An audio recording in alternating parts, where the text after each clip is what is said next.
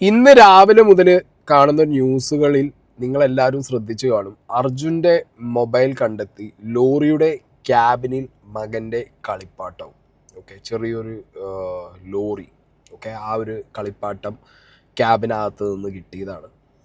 അപ്പോൾ ഇന്നത്തെ തംബ്നെയിലുകളും ഒക്കെ നിങ്ങളൊന്ന് ശ്രദ്ധിച്ചു നോക്കണം. എല്ലാ ചാനലുകളിലും ലോറിയിൽ മകന് വേണ്ടി കരുതിയ കളിപ്പാട്ടവും ഉള്ളുലയ്ക്കുന്ന കാഴ്ചകൾ. ഓക്കെ, ഇനി പേഴ്സും ഈ കളിപ്പാട്ടവും മൊബൈൽ ഫോണും കിട്ടി എന്നുള്ളത് ഇറ്റ്സ് ഫൈൻ. ബിക്കോസ് അർജുൻ സഞ്ചരിക്കുന്ന ലോറി, അർജുൻ്റെ എന്താ പറയുക, എല്ലാ യാത്രകളിലും അത്രയും ക്ലോസ് ആയിട്ട് ആ വണ്ടി അർജുന് നിൽക്കുന്നുണ്ട്. ആ വണ്ടിക്കകത്ത് അർജുൻ്റെ പേഴ്സണൽ ബിലോങ്ങിങ്സ് ഉണ്ട്. എല്ലാം പരിശോധിക്കാൻ വേണ്ടി പോലീസുകാർക്കാണെങ്കിലും ഫോറൻസിക്കിനാണെന്നുണ്ടെങ്കിലും ആ ക്യാബിൻ പൊളിച്ചു മാറ്റി അതിനകത്തുനിന്ന് ഇതൊക്കെ പുറത്തെടുത്തേ പറ്റൂ.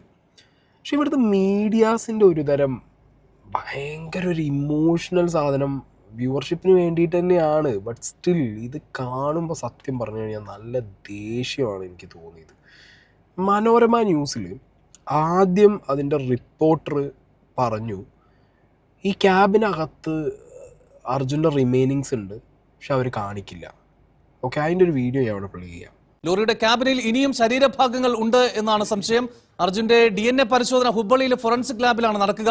വിശദാംശങ്ങൾ ഷിരൂരിൽ നിന്ന് സമീർ പി മുഹമ്മദ് നൽകും. സമീർ, ഇപ്പോ ലോറി എത്രത്തോളം ഈ റോഡിലേക്ക് കയറ്റാൻ കഴിഞ്ഞിട്ടുണ്ട്? ലോറിക്കുള്ളിൽ ശരീരഭാഗങ്ങൾ ഉണ്ട് എന്ന് ഉറപ്പാണോ സമീർ?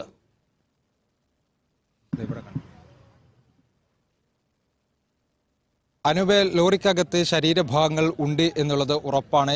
ഞാൻ നേരിട്ട് അത് കാണുകയും ചെയ്തതാണ്. പക്ഷേ നമ്മുടെ TV സ്ക്രീനിൽ കൂടി അത് നൽകുന്നതിന് പരിമിതിയുണ്ട്. അർജുൻ്റെ ബന്ധുക്കൾ ഒക്കെ ഈ ലൈവ് സ്വാഭാവികമായിട്ടും കണ്ടു ഇരിക്കുന്നുണ്ടാവും. അവരെ സംബന്ധിച്ച് ഏറ്റവും വേദനാജനകമായിട്ടുള്ള കാഴ്ചകളാണ് ആ ശരീരഭാഗങ്ങൾ കാണുക എന്നുള്ളത്. അർജുൻ ഇരുന്ന ലോറിയുടെ ക്യാബിലെ ഡ്രൈവർ സീറ്റാണ് ഇപ്പോൾ ഈ ദൃശ്യങ്ങളിൽ വൈഡ് ആംഗിൾ നമ്മൾ ഈ കാണിച്ചു കൊണ്ടിരിക്കുന്നത്. ഇതിൻ്റെ അപ്പുറത്തേക്ക് അടുത്ത് നിന്ന് ക്ലോസ് ആയിട്ട് അത്തരം ഒരു ദൃശ്യം കാണിക്കുക എന്നുള്ളതിനാണ് പരിമിതി ഉള്ളത്. ആ ഡ്രൈവർ സീറ്റിൻ്റെ തൊട്ടു പിറകിൽ ആണ് അർജുൻ്റെ അസ്ഥിയുടെ ഭാഗങ്ങൾ ഉള്ളത്. കൃത്യമായി പറഞ്ഞാൽ ഒന്നിൽ അധികം അസ്ഥി ഭാഗങ്ങൾ അവിടെ ഉണ്ട്. അതിൻ്റെ ദൃശ്യങ്ങളിലേക്ക് ഞാൻ പോകില്ല. അത് നേരത്തെ സൂചിപ്പിച്ച പോലെ തന്നെ വൈകാരികമായിട്ടുള്ള കുടുംബങ്ങളുടെ മനസ്സിനെ വേദനിപ്പിക്കുന്ന കാര്യമായതിനാൽ തന്നെ അത്തരം ഒരു ദൃശ്യങ്ങളിലേക്ക് പോകുന്നതിന് നമുക്ക് ഇപ്പോൾ സാധ്യമല്ല. മനോരമ ന്യൂസിലെ റിപ്പോർട്ടർ ആദ്യം ഇങ്ങനെ പറഞ്ഞു. കുറച്ച് കഴിഞ്ഞ് ഞാൻ നോക്കുമ്പോൾ മനോരമ ന്യൂസിൽ തന്നെ അവർ പോസ്റ്റ് ചെയ്തൊരു വീഡിയോ, ലോറിയിൽ നിന്ന് അസ്ഥി കിട്ടി എന്ന് പറഞ്ഞിട്ട്. ഇത് ആ റിപ്പോർട്ടർ അയാളുടെ പേഴ്സണൽ അയാൾക്കൊരു ഇതുണ്ടാവുമല്ലോ, ഇതെങ്ങനെ നമ്മൾ കാണിക്കും വീഡിയോനകത്ത്? വീട്ടുകാരില്ലേ? അർജുൻ ഇത്ര നാൾ കാത്തിരുന്ന് 10-72 ദിവസം കഴിഞ്ഞിട്ട് കിട്ടുമ്പോൾ ഈ ഒരു വിഷ്വൽസ് കാണിക്കാൻ പറ്റൂ? ഇനി അർജുൻ്റെ വീട്ടുകാരല്ല, നമുക്ക് കാണാൻ പറ്റൂ? കുറച്ച് കഴിഞ്ഞ് ഞാൻ നോക്കുമ്പോണ്ട് മനോരമ ന്യൂസിൻ്റെ തംബ്നെയിലിനെ കിടക്കുന്നത് ബ്ലറ് പോലും ചെയ്യാതെ അവർ ആ സാധനം. ഞാൻ ഇതിപ്പോൾ ഇവിടെ വെക്കാൻ കാരണം നിങ്ങളത് കാണിക്കാൻ വേണ്ടി. ഈ പണി മീഡിയ ചെയ്യരുത് പ്ലീസ്, ദയവ് ചെയ്തിട്ട് ചെയ്യരുത്. ഇത് ഏത് ന്യൂസ് ആണെങ്കിലും. ഇന്നലെ 24 ന്യൂസിൽ വേറൊരു വിഷ്വൽ കിടക്കുന്നത്. ആംബുലൻസിനകത്ത് 72 ദിവസമായി ലോറിക്കകത്ത്, ആ ക്യാബിനകത്ത് അർജുൻ്റെ ബോഡി. അതിൻ്റെ അവസ്ഥ എന്തായിരിക്കും നമുക്കറിയാം, നമുക്ക് ഊഹിച്ചാൽ മതി, നമുക്കത് കാണണമെന്നില്ല. പക്ഷെ ഇവർ എന്തീ കാണിക്കുന്നത്? നേരെ ഇത് DNA പരിശോധനയ്ക്ക് കൊണ്ടുപോയ ഹോസ്പിറ്റലിൽ ചെന്ന് ആംബുലൻസിനകത്തിരിക്കുന്ന കവർ സൂം ചെയ്ത് പിന്നെ അത് ആ ഡ്രൈവറെ കൊണ്ട് വാതിൽ തുറക്കിപ്പിച്ച് എന്നിട്ട് അതിനകത്തേക്ക് കൊണ്ടുപോയി. എന്താണ് ഇതിന് കമൻറ്റ് ബോക്സ്? സാധാരണ രീതിയിൽ ഞാൻ FBയിലെ കമൻറ്റ് ബോക്സിന് എപ്പോഴും എന്താ പറയുക, കമൻറ്റോളികൾ എന്ന് പറഞ്ഞിട്ട് ട്രോളി ഇടാറാണ്. പക്ഷെ ഇപ്രാവശ്യം കണക്കിന് വെച്ച് കൊടുത്തിട്ടുണ്ട് ഇവർ. നന്നായി എന്ന് എനിക്ക് പറയാനുള്ളൂ നാട്ടുകാരോട്. ഇങ്ങനത്തെ ഒന്നും വിഷ്വൽസ് എടുത്തിട്ടല്ല നിങ്ങൾ എന്ത് ചെയ്യേണ്ടത്. നിങ്ങൾ ചെയ്തതൊക്കെ ഫൈൻ. നിങ്ങൾ ഇതിനു വേണ്ടി പ്രഷർ ഇട്ടു, ഷിരൂർ നിങ്ങൾ ചെന്നു, കർണാടക ഗവൺമെൻറ് നിരന്തരം പ്രഷർ നിങ്ങൾ മീഡിയാസ് കൊടുത്തു, അതെല്ലാം ഓക്കെയാണ്. പക്ഷേ ഇപ്പം ആ വണ്ടിയും അയാളുടെ റിമൈനിങ്സും കിട്ടിയ ടൈമിൽ അതൊക്കെ നിങ്ങൾ ആക്കിക്കോ, എടുത്തോ, ഒന്നും കുഴപ്പമില്ല. പക്ഷേ കണ്ടിന്യൂസ് ആയിട്ട് ഒരു എക്സ്ക്ലൂസീവ് ഞങ്ങൾക്ക് കിട്ടി എന്നൊക്കെ പറയുന്ന രീതിയിൽ അത് രജിസ്റ്റർ ചെയ്യാൻ വേണ്ടിയിട്ട് ഈ വിഷ്വൽ നിങ്ങൾ കാണും. ഇപ്പോൾ അർജുന്റെ മൃതദേഹം കാർവാറിലെ ആശുപത്രിയിലേക്ക് എത്തിച്ചിരിക്കുകയാണ്. തത്സമയ ദൃശ്യങ്ങളാണ് പ്രേക്ഷകർക്ക് കാണാൻ കഴിയുന്നത്. ശ്രീനാഥ് ചന്ദ്രൻ അവിടെ നിന്ന് വിവരങ്ങളുമായി ചേരുന്നുണ്ട്. ശ്രീനാഥ്, ഇനിയും അടുത്തത് നടപടിക്രമങ്ങൾ പൂർത്തിയാക്കുകയാണല്ലോ അടുത്ത പടി. ആശുപത്രിയിലേക്ക് എത്തിയിട്ടുണ്ട്. അല്പസമയത്തിനകം തന്നെ മൃതദേഹം മാറ്റുകയും ചെയ്യും. ഇനി DNA പരിശോധനാ ഫലം ലഭിക്കും വരെ ഇവിടെ തന്നെയായിരിക്കും മൃതദേഹം സൂക്ഷിക്കുക. അതിനുശേഷം ഫലം ലഭിച്ചതിന് ശേഷം ഇവിടെ നിന്ന് കേരളത്തിലേക്ക് മൃതദേഹം അതിവേഗം വിട്ടുകൊടുക്കാനുള്ള നടപടിയും ഉണ്ടാവുകയും ചെയ്യും. ഇപ്പോൾ കാർവാറിലെ ജില്ലാ ആശുപത്രിക്ക് മുന്നിൽ നിന്നുള്ള ദൃശ്യങ്ങളാണ്, മോർച്ചറിക്ക് മുന്നിൽ നിന്നുള്ള ദൃശ്യങ്ങളാണ് ഇപ്പോൾ കാണാൻ വേണ്ടി കഴിയുന്നത്. ഇനിയിപ്പോൾ DNA പരിശോധന നടത്തേണ്ടതുള്ളത്. ആ പരിശോധനാ ഫലം അതിവേഗം ലഭ്യമാക്കാനുള്ള ശ്രമങ്ങളാണ് നടക്കുക. മൃതദേഹം ഇപ്പോൾ കാർവാറിലേക്ക് ആശുപത്രിയിലേക്ക് എത്തിച്ചിട്ടുണ്ട്. ഇനിയിപ്പോൾ മോർച്ചറിയിലേക്ക് മാറ്റുന്ന നടപടി മാത്രമേ ഉള്ളൂ. ഇതുമായി ബന്ധപ്പെട്ട മറ്റു നടപടിക്രമങ്ങൾ, പോലീസുമായി ബന്ധപ്പെട്ട പോലീസ് സ്റ്റേഷനിലെ നടപടിക്രമങ്ങളൊക്കെ വരും വഴി പൂർത്തിയാക്കിയാണ് ഇപ്പോൾ മൃതദേഹം ഇങ്ങോട്ട് എത്തിക്കാൻ വേണ്ടി കഴിഞ്ഞത്. ഇനിയിപ്പോൾ മോർച്ചറി അധികൃതർ, ആശുപത്രി അധികൃതർ കൂടി എത്തി, പോലീസ് കൂടി എത്തി, അതുമായി ബന്ധപ്പെട്ട നടപടിക്രമങ്ങൾ വളരെ വേഗത്തിൽ പൂർത്തിയാക്കാനുള്ള ശ്രമത്തിലാണ്. ആ ഒരു പ്ലാസ്റ്റിക് കവറിനകത്ത് കിടക്കുന്നത് ഒരു ഫാമിലിയുടെ സ്വപ്നം. ആ വ്യക്തി ഒരുപാട് ഇമോഷൻസ് ആണ്. അത് നിങ്ങൾ ഇങ്ങനെ ക്യാമറ കൊണ്ടുപോയി അതിങ്ങനെ എടുത്ത് എന്തിനിടെ ഇത് കാണിക്കണേന്നുള്ളത് എനിക്ക് അറിയാൻ പാടില്ല. എന്ത് കാര്യമാണ് ഇതിന് കിട്ടാൻ പോണേന്നുള്ളത് എനിക്ക് ഒട്ടും മനസ്സിലാവാത്തതുകൊണ്ടാണ് ഞാൻ ഇതൊക്കെ ഇങ്ങനെ എടുത്തു വെച്ച് എനിക്ക് പറയണം തോന്നിയത്. ഏഷ്യാനെറ്റ് ന്യൂസ് കൊടുത്തിരിക്കുകയാണ്, ക്യാബിനുള്ളിൽ എന്ത് എന്നതിൽ ആകാംക്ഷ. അർജുൻ ഇല്ലാതെ ലോറി ദേശീയപാതയിൽ. എന്താകാംക്ഷ? എന്ത് ആകാംക്ഷ എന്ന് പറയാൻ മാത്രം എന്തോ ഗൾഫുകാരൻ മറ്റേ പെട്ടിയും കൊണ്ടുവരുന്നു, അങ്ങനെയാണല്ലോ പെട്ടി പൊട്ടിക്കൽ ചടങ്ങ് അല്ലെങ്കിൽ എന്തെങ്കിലും തുറക്കുമ്പോൾ ആകാംക്ഷ വരുന്ന ഒരു സർപ്രൈസ്. 72 ദിവസം കഴിഞ്ഞിട്ട് വണ്ടി കിട്ടുന്നു. ഒരു ലോറിക്കകത്ത് ഒരാൾ യാത്ര ചെയ്യുമ്പോൾ അയാൾ ഉപയോഗിക്കുന്ന പേഴ്സണൽ ബിലോങ്ങിങ്സ് അല്ലാതെ അതിൽ കൂടുതൽ എന്താ ആകാംക്ഷ വരാൻ മാത്രം ഇതിനകത്തുള്ള എന്നുള്ളത് എനിക്ക് അറിയാൻ പാടില്ല. എന്ത് ആകാംക്ഷയെ കുറിച്ചിട്ട് അവർ സംസാരിക്കണമെന്നും എനിക്ക് പേഴ്സണലി മനസ്സിലായിട്ടില്ല. എന്തായാലും ലോറി കരയിലേക്ക് എത്തിച്ചു. ഇനി ക്യാബിൻ്റെ അകത്തുള്ള പരിശോധനയാണ് നടത്തേണ്ടത്. അത് ദൃശ്യങ്ങളിൽ നമുക്ക് വളരെ വ്യക്തമായിട്ട് കാണാൻ കഴിയും. ഒരു സീറ്റിനോട് ചേർന്ന്, മുൻ സീറ്റിനോട് ചേർന്നാണ് ഒരു നീളമേറിയ അസ്ഥിയുടെ ഭാഗമുള്ളത്. ഈ ഭാഗം ഉൾപ്പെടെ ഫോറൻസിക് വിദഗ്ധരെത്തി ഇനി കൊണ്ടുപോകേണ്ടതുണ്ട്. ശിരൂരിലാണ് ഏറ്റവും പ്രധാനപ്പെട്ട വാർത്ത ഇപ്പോൾ നടക്കുന്നത്. അർജുന്റെ ലോറി ഗംഗാവലി പുഴയുടെ കരയ്ക്ക് കയറ്റിയിരിക്കുന്നു. ക്രെയിനിന്റെ സഹായത്തോടെയാണ് ലോറി പൂർണ്ണമായി കരയിലേക്ക് കയറ്റിയത്. അതിൽ ഏറ്റവും പ്രധാനം, ഇപ്പോൾ ചില ഭാഗങ്ങൾ അസ്ഥിയൊക്കെ ലഭിച്ചിട്ടുണ്ട് എന്നുള്ള വിവരം വരുന്നുണ്ട്. അരുൺ പൂപ്പറമ്പ് ഏറ്റവും പുതിയ വിശദാംശങ്ങളുമായി. അരുൺ, കൂടുതൽ ശരീരഭാഗങ്ങൾ അവിടെ ഉണ്ടാകാമെന്ന സംശയമൊക്കെ ഉണ്ടായിരുന്നു. ഇപ്പോൾ ക്യാബിനിൽ നിന്ന് അസ്ഥിയുടെ ഭാഗങ്ങൾ ലഭിച്ചിരിക്കുന്നു എന്നതാണ് ഏറ്റവും പുതിയ വിശദാംശം. ഇതിനിപ്പോൾ 72 ദിവസത്തിന് ശേഷം ഇപ്പോൾ ഈ ലോറി പുഴയിൽ നിന്ന് ഉയർത്തിയിരിക്കുകയാണ്. അതിൽ നിന്നും കൂടുതൽ ശരീരഭാഗങ്ങളൊക്കെ ലഭിക്കുന്നുണ്ട് എന്നുള്ളതും പറയുന്നുണ്ട്. കൂടുതൽ പരിശോധന അവിടെ ആവശ്യമാണെന്ന് തോന്നുന്നു. തീർച്ചയായിട്ടും ആ ക്യാബിൻ മുഴുവൻ പൊളിച്ചു മാറ്റേണ്ട ഒരു ആവശ്യകത നിലനിൽക്കുന്നുണ്ട്. ഇനിയും നമുക്ക് ഭാഗങ്ങൾ കിട്ടാനുണ്ടെന്നാണ് ഞാൻ മനസ്സിലാക്കുന്നത്. അത് മുഴുവനായിട്ട് പൊളിച്ചു കഴിഞ്ഞതിന് ശേഷമേ, അതുകൂടാതെ തന്നെ അവൻ അവസാനമായി ഉപയോഗിച്ച സാധനങ്ങളെല്ലാം അതിലുണ്ടാകാനുള്ള സാധ്യതയും ഉണ്ട്. അപ്പോൾ അതൊക്കെ ഉണ്ടെങ്കിൽ നമുക്ക് റിക്കവർ ചെയ്തെടുക്കേണ്ട ആവശ്യമുണ്ട്. പരിശോധനയിൽ കടക്കും എന്നാണോ പോലീസ് നിങ്ങളെ അറിയിച്ചത്?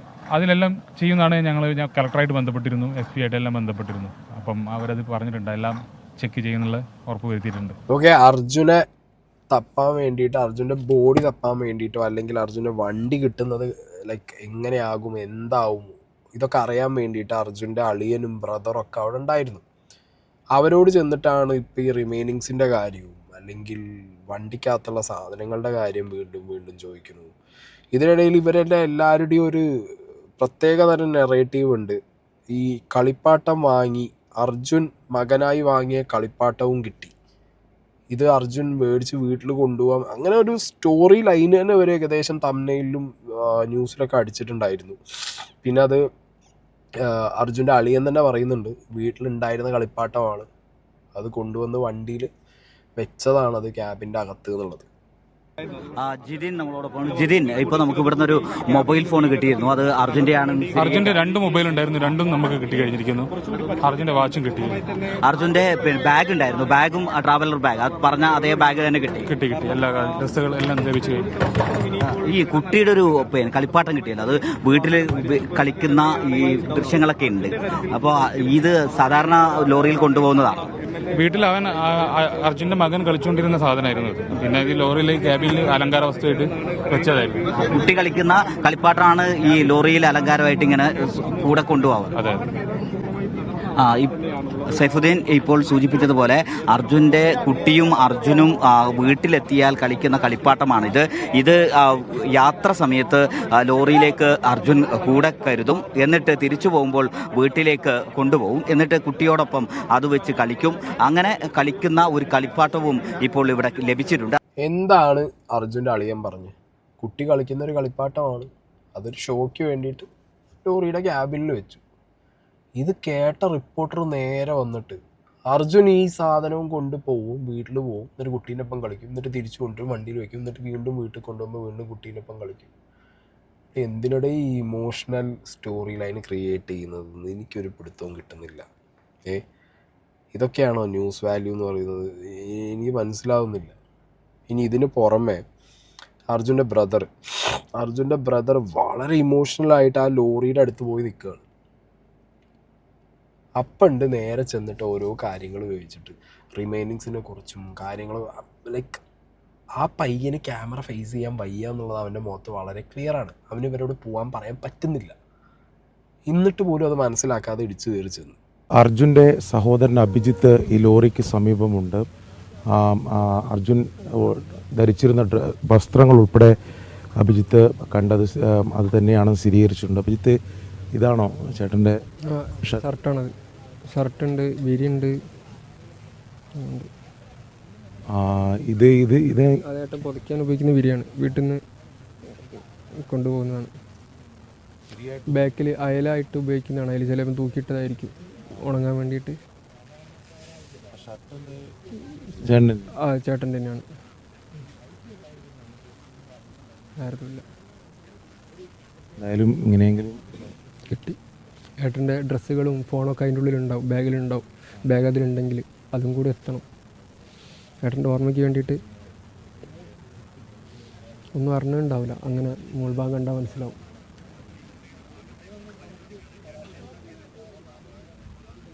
രാവിലെ എണീച്ച് പോകാനുള്ള ഓർമ്മയിൽ കിടന്നേക്കും. എപ്പോഴും അങ്ങനെ ഉറക്കത്തിലായിരിക്കും. അതൊന്നും എണീക്കാൻ പറ്റിയേണ്ട ആവശ്യം, ഒന്നും എണീക്കാൻ പോലുള്ള സമയം കിട്ടിയിട്ടുണ്ടാവില്ല കണ്ടിട്ട്. എന്തായാലും ഇതിപ്പോൾ ഈ ലോറി ഇനിയിപ്പോൾ ഉടൻ തന്നെ മുകളിലേക്ക് ഉയർത്തും. അഭിജിത്ത് ഇവിടെ ലോറിക്ക് സമീപമെത്തി ആ ചേട്ടൻ ധരിച്ചിരുന്ന വസ്ത്രങ്ങൾ ഉൾപ്പെടെ അങ്ങനെ കണ്ടു നിൽക്കുകയാണ്. അത് അർജുൻ്റെ തന്നെയാണെന്ന് അഭിജിത്ത് പറയുകയും ചെയ്യുന്നുണ്ട്. എന്തായാലും ഈ കരയിലേക്ക് ഈ ലോറി ഉടൻ തന്നെ ഉയർത്തും. അതിനുശേഷം കൂടുതൽ പരിശോധനകൾ ഉൾപ്പെടെ നടത്തും എന്നതാണ് നമുക്ക് ഇപ്പോൾ മനസ്സിലാക്കാൻ സാധിക്കുന്നത്. അർജുൻ്റെ ബ്രദറിൻ്റെ ആ ഒരു ഇമോഷണൽ സ്പേസ് ഒട്ടും ഒരു പ്രൈവസി കൊടുക്കാതുള്ള ഒരു പോക്കായിപ്പോയി, ചോദ്യങ്ങളായിപ്പോയി ആ ചോദിച്ചത്. The same thing happened. അർജുൻ്റെ വീട്ടിൽ ഇന്നലെ വണ്ടി കിട്ടി, ബോഡി റിമൈനിങ്സ് കിട്ടി എന്നൊക്കെ അറിഞ്ഞ സമയത്ത് വീട്ടിലേക്ക് ചെന്ന് സിസ്റ്ററോടും, സിസ്റ്റർ അവർ പക്ഷേ എന്നാലും വളരെ മാന്യമായിട്ട് എല്ലാവരോടും താങ്ക് യു പറയുന്നുണ്ട്, എല്ലാവരും ഒപ്പം നിന്നവരോട് നന്ദി പറയുന്നുണ്ട്. പക്ഷെ എല്ലാവരും കൂടി ഇങ്ങോട്ട് ഇടിച്ചു കയറി ചെന്നിട്ട് ഒരു സെക്കൻഡിൽ അവർ ഭയങ്കര ഫ്രീസായിപ്പോയി. അവരൊന്നും ഇല്ലാതെ ആകെ അന്തം വിട്ട് നിൽക്കേണ്ട ഒരു അവസ്ഥയായിപ്പോയി. നമുക്ക് വേണ്ട വിളികളെല്ലാം വന്നിട്ടുണ്ട്, എല്ലാം വേണ്ട കാര്യങ്ങളെല്ലാവരും അവിടെ ചെയ്യുന്നുണ്ട്. എപ്പോഴേക്ക് ബോഡി എത്തുമെന്നാണ് പ്രതീക്ഷിക്കുന്നത്? ഇല്ല, അവിടെ DNA ഫോർമാലിറ്റിയും കാര്യങ്ങളൊക്കെ കഴിഞ്ഞാൽ ഉടനെ തന്നെ എത്തും. അതിനുവേണ്ട എല്ലാ കാര്യങ്ങളും ഇവിടുത്തെ സർക്കാരാണെങ്കിലും അവിടുത്തെ സിസ്റ്റം ആണെങ്കിലും ചെയ്യുന്നുണ്ട്. അപ്പോൾ എത്രയും പെട്ടെന്ന് നമുക്ക് ഇവിടെ എത്തിച്ചേരുമെന്ന് വിചാരിക്കുന്നുണ്ട്. എനിക്ക് ഞാൻ ഓർക്കുന്നത് 30ാമത്തെ ദിവസം അഞ്ചു സംസാരിക്കുന്ന സമയത്ത് ഇനി എങ്ങനെയെങ്കിലും എന്താണെന്ന് അറിഞ്ഞാൽ മതിയായിരുന്നു എന്നായിരുന്നു. നമ്മൾ ഒരുപാട് ഘട്ടങ്ങളിലൂടെയാണ് ഫാമിലി കടന്നു പോയത്. അതായത് അർജുനെ തിരിച്ചു കിട്ടൂല എന്നുള്ള യാഥാർത്ഥ്യം ഉൾക്കൊണ്ടിട്ടാണ് ആദ്യം മുതലേ നമുക്ക് മനസ്സിലായിട്ടുണ്ട്. ആദ്യത്തെ ഒന്ന് രണ്ടാഴ്ചയ്ക്ക് ശേഷം നമ്മൾ തീരുമാനിച്ച കാര്യമാണ് അർജുനെ തിരിച്ചു കിട്ടൂല. അപ്പം അന്ന് മുതൽ നമ്മൾ മനസ്സിൽ അവൻ ലോറിയിൽ ഉണ്ടാവോ ഇല്ലയോ അതുമാതിരിയുള്ള പല അവസ്ഥകളിലൂടെയാണ് നമ്മൾ കടന്നു പോയത്. ഈ ഒരു അവസരത്തിൽ നമുക്ക് ഒരുപാട് പേരെ